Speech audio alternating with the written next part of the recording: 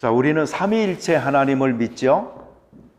예, 성부 하나님, 그리고 성자 예수님, 그리고 성령님. 이 삼위일체 하나님. 여러분 저기 스트라나 뭐 어디 가면 학교 이름도 그 트리니티 스쿨이라는 말 듣죠? 예, 그 트리니티라는 말이 바로 삼위일체라는 말입니다. 그러니까 우리가 성령님이 임하셨다라고 이야기할 때에 이 성령님을 어떤 능력, 어떤 힘 이렇게 이해를 하면 안 돼요. 그분은 하나님이세요.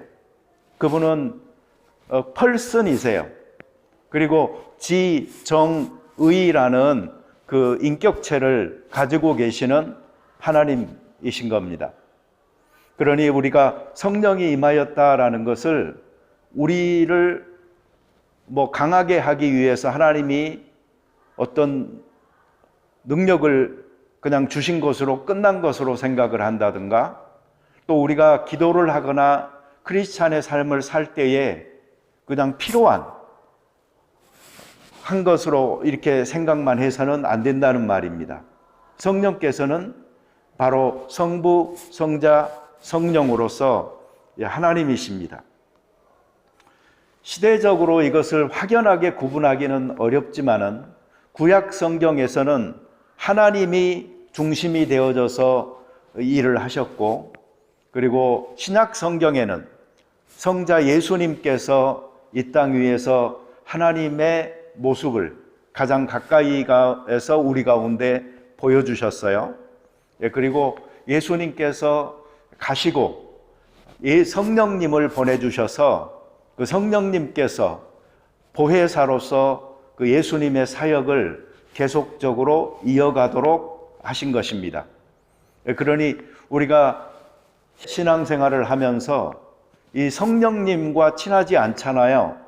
그러면은 진리 대신 예수님에 대한 바른 지식을 가질 수도 없고, 또 예수를 통해서 하나님에게 이르는 구원의 길도 이룰 수 없다 하는 것을 알 수가 있습니다.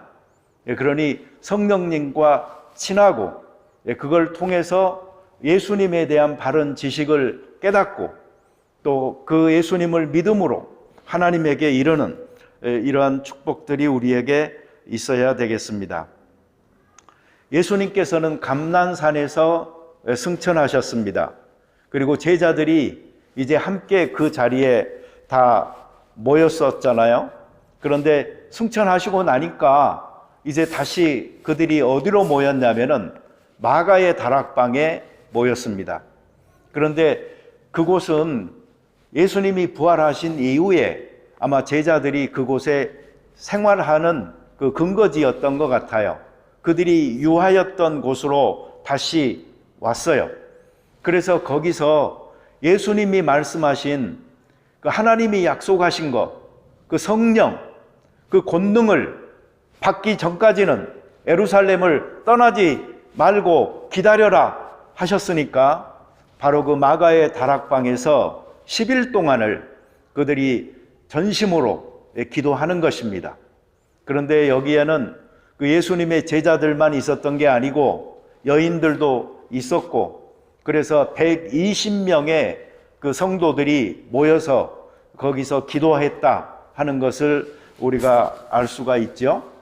네, 그래서 우리도 이 10일 동안 마가 다락방의 그 기도회처럼 주님을 만나는 그 하루 한 시간의 기도를 실천을 해 왔던 것이죠. 저희 그 밑에 그 집에 사시는 집사님이 이 기간 동안에 2번을 저희 집을 방문을 하셨거든요. 근데 그때마다 내가 좀 바쁘다고, 내가 지금 뭐 이 기간 동안에 뭐 좀 하는 게 있어가지고 그렇다고 내가 늘 바쁜 모습을 2번이나 보여줬어요. 그랬더니 그 2번째 오셔가지고서는 하시는 말씀이, 목사님이 그렇게 해서 저기 보내줘도 문제는 성도들이 하느냐가 문제죠. 그러시더라니까요. 그래서 제가 뭐라고 했는 줄 아세요? 우리 교회 교인들은 합니다. 그랬어요. 뺀질 내는 사람들은 우리 교회에 잘 없어요. 네, 그런 말을 했는데 이 믿음이 여러분 사실입니까? 저는 그것이 정말 사실이었기를 바라고 여러분들은 그 수페이지에 달하는 그 내용이었지만 10일 동안 그 잘 따라 오셨으리라고 생각을 합니다.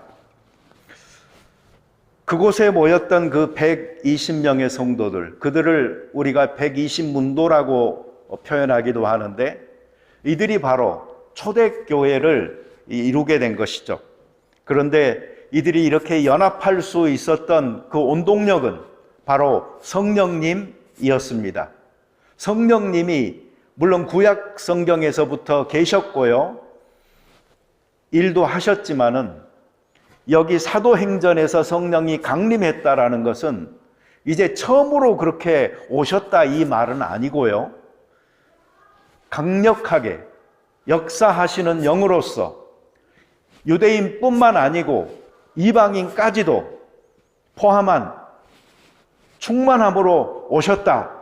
이런 면에서 성령이 강림하셨다라고 우리가 이야기하는 것입니다. 그래서 이때를 바로 교회가 탄생했다라고 말을 하고 교회의 시작이 바로 이 오순절이다라고 이야기하는 것입니다. 이렇게 봤을 때 교회는 성령님으로 시작되어진 하나님의 신령한 기구인 것이죠. 다시 말하면 오늘날 교회 안에 성령님의 인도하심이 없고 또 그 성령님의 인도하심을 따라 순종하여 살려고 하는 사람이 없잖아요. 그러면 그것은 교회가 아닌 것이죠.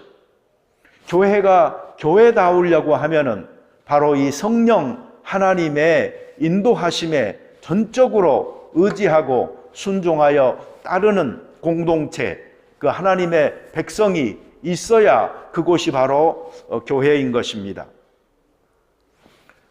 그리고 그 초대교회 그 성도들이 연합할 수 있었던 또 다른 인간적인 이유가 있다고 하잖아요.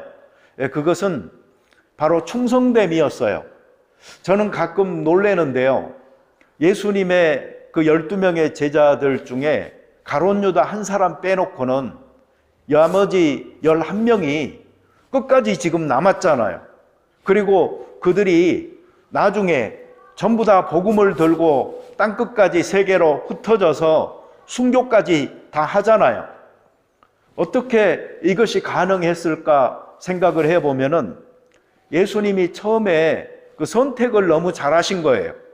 12명의 제자들을 너무나 잘 선택하신 거예요. 그때 예수님께서 보셨던 기준은 충성됨이었죠. 그들의 학식이 아니었죠. 그들의 재산이 아니었죠. 그들의 사회적 신분이나 권력이 아니었던 것입니다.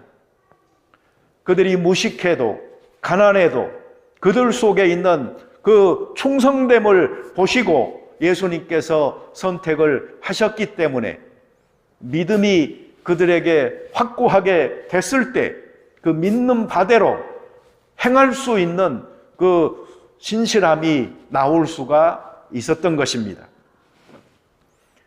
이 신실함으로 따지면은, 충성됨으로 따지면은 저희 교회 분들도 저는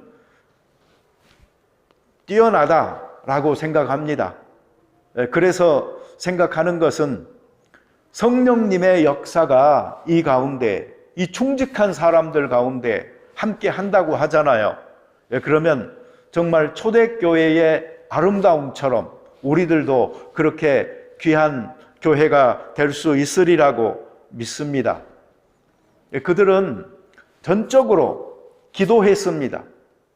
이 기도하였고 그리고 말씀이 선포되어졌던 거죠. 그들이 모인 곳에 급하고 강한 바람 같은 성령께서 임하셔서 그 공간을 채우셨습니다.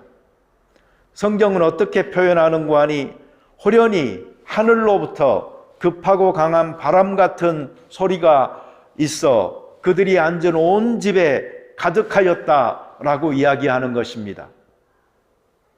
여러분, 소리, 이거 대단히 중요한 것입니다. 소리가, 인간의 소리가 잠잠해질 때에 하나님의 음성이 들리는 것입니다.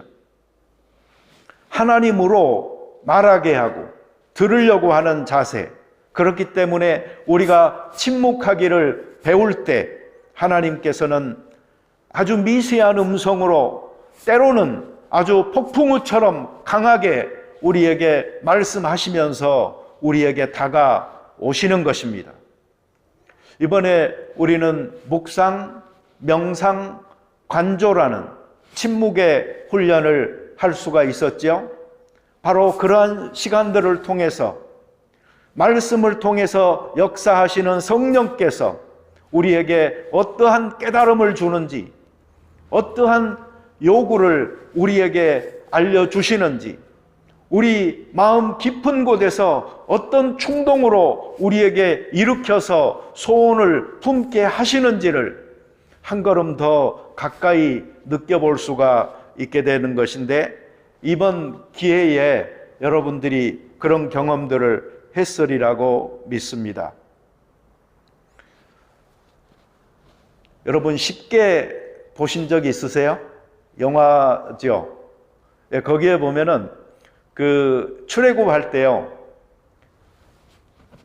이 바로가 마음이 완악해서 10가지 기적을 행하면서 재앙으로 애굽에 내리지만은 그들을 가게 안 하잖아요. 그러다가 마지막 그 재앙이 장자의 죽음이었죠. 근데 그때 그 영상에서 보면은 그 죽음의 그림자가 집마다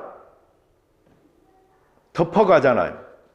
그러나 어린 양의 피가 묻어있는 그 집은 피하여 지나가는 것을 영상으로 우리가 잘 볼 수가 있었잖아요. 어둠의 세력, 그 권세, 그것은요, 우리에게 그렇게 실감적으로 다가오지 않을 때가 있어요. 그러나 그런 영상을 보면서 점점 더 정복되어져 가는 것을 우리가 이렇게 느낄 수 있듯이요, 어둠의 세력의 사람들은 그렇게 어둠의 세력에 사로잡히는 것이고, 어린 양의 그 피로써 구원함을 받은 사람들에게는 거룩한 성령이 하나님의 영으로 그들 가운데 임하여 보호하시고 그들을 구원으로 이끌어 가시는 것을 볼 수가 있는 것입니다. 바람이라는 것은 지금 이곳에 있는 거죠. 그것은 공기인 것이죠. 이것은 호흡하면은 우리 몸 안으로 들어오는 것이죠. 이 산소가 되어져서 우리 몸의 끝까지 다 생명으로 보내져서 우리 몸을 살게 하는 것이 바로 이 산소이죠. 여러분, 우리 몸에 있는 모든 혈관을요, 합쳐가지고 길이를 재보면은 얼마 되는 줄 아십니까? 놀랍게도 지구 3바퀴 도는 길이라고 합니다. 그만큼 길게 미세하게 우리 몸의 곳곳으로 퍼져 있는 것이 바로 그 혈관인데요, 그 혈관 속에 흐르는 그 모든 흐름들을 통하여 바람이시고 공기이시고 산소이신 성령께서 우리 몸 안에 생기를 불러 일으키는 것으로 가득하게 채워지는 것입니다. 그러니 여러분, 성령을 어디 다른 데 가서 찾으려고 하지 마시고요, 성령은 지금 우리와 함께 우리 가운데 그리고 내 속에 거하고 있음을 믿고 그분과 여러분 한번 말 걸기를 해보실 수 있게 되기를 바랍니다.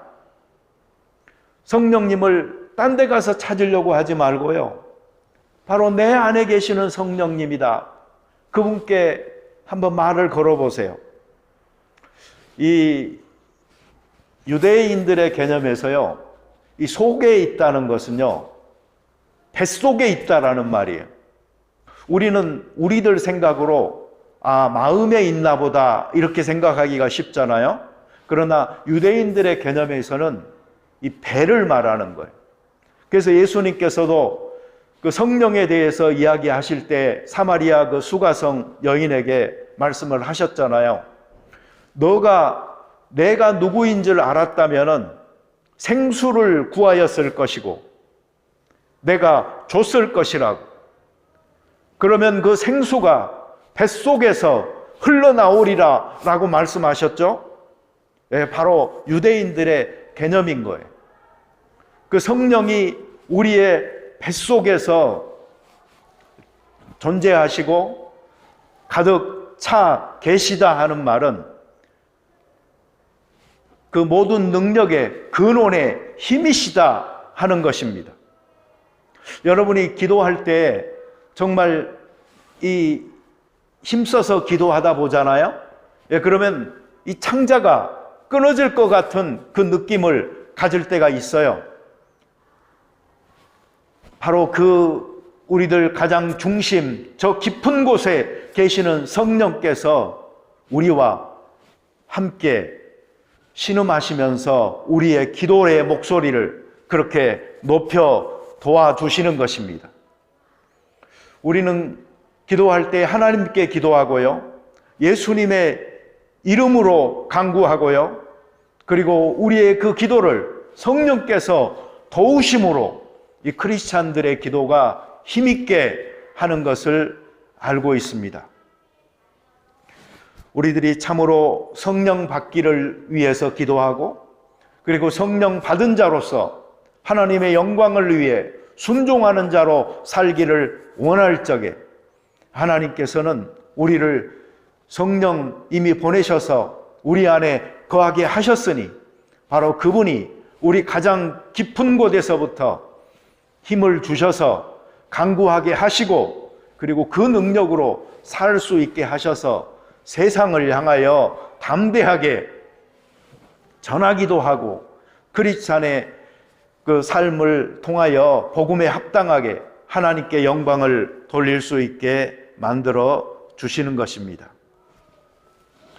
이 불같은 성령이 임하여서 그들 가운데 머리 위에 거하시면서 한 사람 한 사람을 채워나가시는 장면을 우리는 이 본문에서 알 수가 있습니다. 불에 갈라지는 그 혀처럼 각 사람의 머리 위에 임하여 계시던 그 성령께서 각 사람에게 능력을 주시는 것입니다. 어떤 사람은 이 성령의 충만함이 좀 더 일찍 일어날 수도 있고 어떤 사람에게는 조금 더 늦게 일어날 수도 있습니다.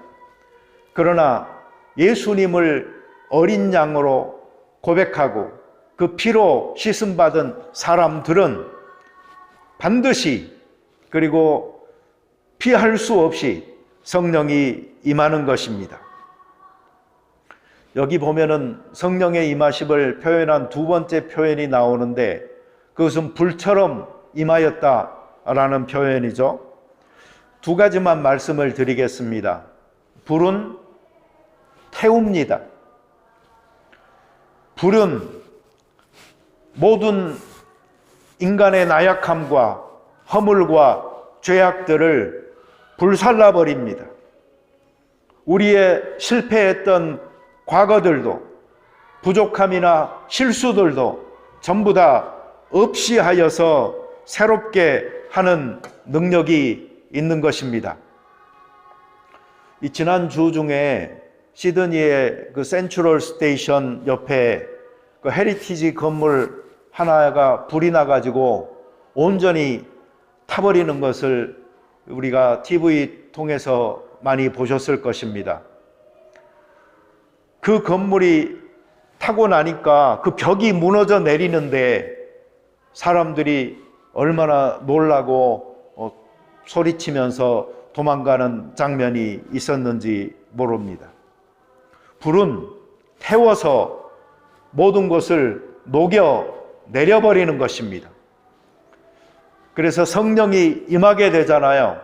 그러면 사람들 속에 있는 이런 모든 연약함과 부족함과 죄악들이 타서 없어져 버리는 것입니다. 이것은 참된 회개요, 완전한 새로움을 의미하는 것입니다. 두 번째로, 불이라는 것은 뜨겁습니다. 성령이 임하면은요, 열심히 생겨나요. 부활하신 주님께서 엠마오 도상으로 가던 그 두 제자를 만나서 하나님의 말씀을 풀어주셨잖아요. 그런데 처음에는 예수님인 줄 모르고 대화를 하다가 나중에 그들이 느낀 게 뭐였죠? 그분이 우리에게 말씀을 풀어주실 때에 우리의 마음이 뜨겁지 아니하더냐 하는 말들을 그들 스스로가 하는 것입니다. 말씀을 통해서 일하시는 성령께서는 우리의 마음을 뜨겁게 해 주시는 것입니다. 냉랭했던 사람들이 마음이 따뜻해져요. 사랑을 하게 돼요.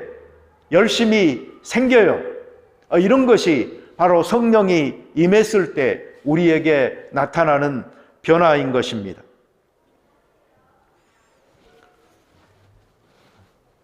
우리 이 밖에서 예배 전에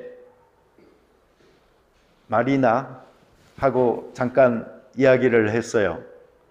근데 브루스가 오늘부터 이 파워포인트를 한글과 영어로 동시에 나오게 준비를 했다고 하는 거예요. 그래서 우리 다음 주부터 하기로 했는데 빠르네. 수고하셨어요. 네, 이렇게 말을 하고 나서요. 언어가 참 중요하다고. 언어가 있어야 서로가 소통을 할 수가 있으니까. 그런데 이제 제가 했던 말은 이 말이었습니다. 그렇지만 정말 이 국제적인 그 소통의 언어가 있다면은 그것은 사랑이라고. 그러니까 우리 그 마리나가 그렇다고 그러는 거예요. 내가 여기 교회에 지금 오는 이유도 내가 그걸 느끼기 때문에 온다고 말을 하는 거예요. Marina, I just explained them a short talk we shared outside of the church, and we really thank you for your wide, open mind, accepting us as your brother and sister. We also accept you as a sister in Christ. As we talked before, even though we have a language barrier, but we have a common language, the love of Christ. 이게 전환이 잘 안 돼요. 아까 내가 무슨 말 했죠?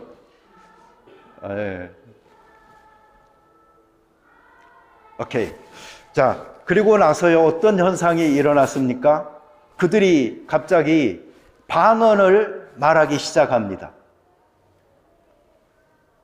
근데 여러분, 여기서 이걸 아셔야 돼요. 아, 성령이 임하니까 그들이 방언을 했다. 그러니까 오늘날도 성령이 임하면 방언을 하는 거다라고 생각을 하잖아요. 그러나 그건 아니에요. 이렇게 생각하시면 됩니다. 그때에 그러면 왜 성령께서 방언을 하게 하셨나 하는 겁니다. 그것은 유월절이 지나고 오순절이 되니까 그때에는 그 예루살렘에요, 유대인들이 가장 많이 모였을 때예요. 그런데 그 사람들은 디아스포라라고 해서 곳곳에 흩어져 있던 사람들이 다 모인 거예요. 그러니 그들은요, 유대인들이기는 했지만 각 나라의 방언과 말을 사용하던 사람들이 거기에 지금 모여 있는 거예요. 그러니 그들에게 하나님께서 얼마나 큰 일을 하셨는가를 동시에 선포하기 위해서는 각 나라의 말로 그들이 들을 필요가 있었던 것입니다. 그래서 성령께서 그 자리에 모였던 사람들에게 온갖 방언의 은사로 함께하여 주셔서 동시에 말하게 하심으로 여러 지역에서 왔던 사람들이 다 자기들의 언어로 알아듣고 이게 무슨 일이냐 놀래가지고 하나님을 찬미하게 되는 일이 있었던 것입니다. 다시 말하면 성령이 오셔서 은사를 주시는 것은 사실이지만 그것은 성령님이 필요에 따라서 주신다 하는 말입니다. 그때에 그 은사가 필요했기 때문에 주셨던 것이지 그것을 일반화시켜서 어디서나 그렇게 방언을 받아야만 성령을 받은 거다라고 말하는 것은 잘못이다라는 것입니다. 오히려 성경에 보면은 성령의 그 은사가 너무나 많은 종류가 나오잖아요. 그런데 그런 것들을 하나님께서는 바로 필요에 따라서 각 사람에게 적절하게 나눠주심을 믿고 우리가 사시면 되는 것이고, 나도 이 은사를 받았다 라고 감사하고 하나님 앞에 영광을 돌리면 되는 것입니다. 저는 오늘 이제 마지막으로 이 갑자기 호련히 임했던 이 사건에 대해서 말씀드리고 싶습니다. 하나님의 영이 비밀스럽게 사람들의 가슴을 준비시켜 가고 있습니다. 하나님의 이 참된 부흥의 역사는 언제 어떻게 일어날지 우리는 모릅니다. 갑자기 준비하셨던 하나님의 때가 이르렀을 때에 바로 이 성령 부어주심의 역사는 일어나게 되는 것입니다. 오순절도 지금은 아주 특별한 이 성령 강림이라는 절기이지만 그때는 그냥 보리를 추수해서 드리는 그 맥추 감사절 날이 오순절이었던 것입니다. 근데 그날이 특별한 날이어서 그렇게 특별한 일이 일어났던 것은 아니고요. 성령의 그 부어주심의 역사가 일어나는 그날이 바로 특별한 날이 되는 것입니다. 하나님의 은혜는 때가 되면 임하는 것입니다. 예수님이 약속하신 것, 성령이 임할 때가 되면은 그때에 임하게 되는 것입니다. 다시 말하면 바로 오늘이 어떤 분에게는 성령이 강하게 역사하여서 너는 내 것이다 라고 당신의 소유로 삼으시는 날일 수가 있는 것이고, 대부분의 사람들에게는 이미 이러한 일은 일어났습니다.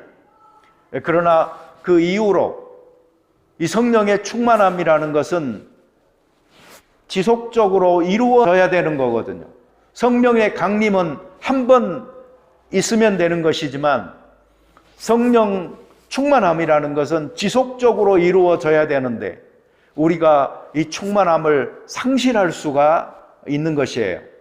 그러다 보니 성령의 역사도 별로 안 보이고 그 인도하심에도 내가 관심이 없고, 그리고 성령이 나에게 말씀하시고 자꾸 나를 양심으로 일깨우는 것에 대해서도 내가 귀를 막아버리고 오히려 화인 맞은 양심처럼 내가 욕심이나 가득 차서 살아가다 보면은 성령의 역사는 죽어버리는 거죠. 그냥 뒷칸방으로 물러나 버리는 것이죠. 내 속에 와 계시지만 내가 대접하지 않는 것이지요. 그래서 믿는 그리스도인들은 이런 부분에 있어서요 회개할 필요가 있는 것입니다. 하나님의 그 준비하심이 시간적으로 보면은 길게 이루어진 거 아십니까? 예수님이 제자들과 사역을 몇 년 하셨지요? 3년 하셨어요. 우린 여기서 이런 생각을 해볼 수 있습니다. 아니, 귀양 주실 거 그냥 처음부터 성령 충만함을 줘가지고 그냥 아주 멋있게 다 같이 불덩이처럼 일했으면 얼마나 더 좋았을까라고 생각할 수가 있잖아요. 근데 예수님께서는 너희들 이제 예루살렘 떠나지 말고 기다리라고, 아무것도 하지 말으라고, 성령의 충만함을 먼저 받으라고. 왜 그것을 마지막에 가서 말씀을 하셨을까 하는 겁니다. 그것은 바로 예수님의 십자가의 사건, 부활의 사건, 이 놀라운 은혜의 경험을 그들로 하여금 보게 하시고, 그래서 기대하게 하시고, 그 후에 바로 이 성령의 강림으로 완전히 인을 쳐버리셨던 것이죠. 우리는 이렇게 생각해 볼 수 있습니다. 확고하게 예수님의 십자가를 붙든 자들, 그리고 그곳에서 내가 죽은 체험을 하고 예수님의 빈 무덤과 함께 내가 다시 살아난 경험을 한 사람들, 그 위에 성령의 능력이 덧입히는 것이고, 바로 그 순간에 우리들은 하나님의 사역을 위해 준비되어진 사람들이 되는 것입니다. 제가 지난주엔가 말씀을 드렸죠. 성령의 사역을 간단하게 요약하면 세 가지라고. 첫째, 예수 믿게 하신다. 이 중에는 회개하게 하시고 또 예수님 고백하게 하고 하는 것들이 다 포함되어져 있는 것이고요. 두 번째로는 그렇게 구원받은 사람들을 예수님을 닮아갈 수 있도록 거룩하게 성화시켜 가시는 성품이 예수님화되어질 수 있도록 삶이 예수님을 보여줄 수 있는 삶으로 바뀌어갈 수 있도록 이끄시는 사역을 하시고요. 그리고 세 번째가 바로 그리스도인들이 일할 수 있도록 하신다라고 말씀을 드렸죠. 근데 어떤 사람들은 이걸 너무나 순서적으로 생각을 하세요. 그래서 첫 번째 되고 두 번째 되고 세 번째 되고. 그런데 실제로 성경을 보면 그렇지는 않아요. 이 순서가요, 막 혼재되어져 가지고 나타나는 경우들도 많아요. 어떤 사람은 이제 예수 믿었어요. 세례도 안 받았어요. 그런데 예수님 닮아가기는커녕 아주 옛사람 습관 그대로 있는데 세 번째, 하나님의 사역을 위한 그 능력의 임하심을 경험을 하는 사람들이 있어요. 그래서 너무나 열심히 봉사하고 충성하고 막 전하는 그런 사람들도 있는 거예요. 세계가 순서적으로 잘 조화롭게 된다면 너무나 아름다운 것이겠지만, 어떤 사람은 예수님 전혀 안 닮았는데 실제로 주를 위해서는 열심히 사역하는 일도 생길 수 있는 것이 바로 성령의 자유로운 역사 가운데 가능하다 하는 것을 우리는 또한 믿고요. 그런 사람들도 인정을 또 해줘야 돼요. 저는 이제 저희 교회 같은 경우는 예수님 닮아가는 것에 대해서 사실은 포커스를 맞추고 하다 보니까 이 세 번째 부분에 대해서 별로 강조를 안 해왔어요. 그런데 이제는 좀 해야 되겠죠? 교회가 뜨거움이 있고 열심이 있고 사역이 일어나려고 하잖아요. 그러면 우리를 은사 주셔서 사역으로 이끄시는 이 성령님에 대한 강조가 있어야 되는데, 저는 지금이 우리 교회는 그러한 때가 됐다라고 생각을 합니다. 그러니 우리 이제는 세 번째 이 성령의 사역에 대해서 갈망하시면서 우리 교회를 통해서 우리 한 사람 한 사람을 통해서 눈에 보이는 이런 열매의 실제가 이루어질 수 있도록 해달라고 우리 기도하면서 노력하십시다. 이제부터 우리가 푸시할 거예요. 여러분, 푸시가 뭐예요? 따라서 해봐요. Pray until something happen. Pray until something happen. 그 첫 글자들을 따서 모으잖아요. 그럼 푸시예요. 우리 이제는 푸시합시다. 우리의 기도에서 푸시하시고 또 우리의 삶에서 푸시하셔서 하나님께서 우리들 가운데 something happen 할 수 있도록 이끄시는 그 기적과 은사들을 볼 수 있도록 기도하십시다. 아멘. 네, 여러분들이 기도할 때 앞으로 우리 정미선 집사님 위하여 기도합시다. 어떻게 해요? 푸시합시다. 우리의 교회를 위해서 기도합시다. 어떻게 해요? 푸시합시다. Pray until something happen. 바로 그때까지 기도하십시다.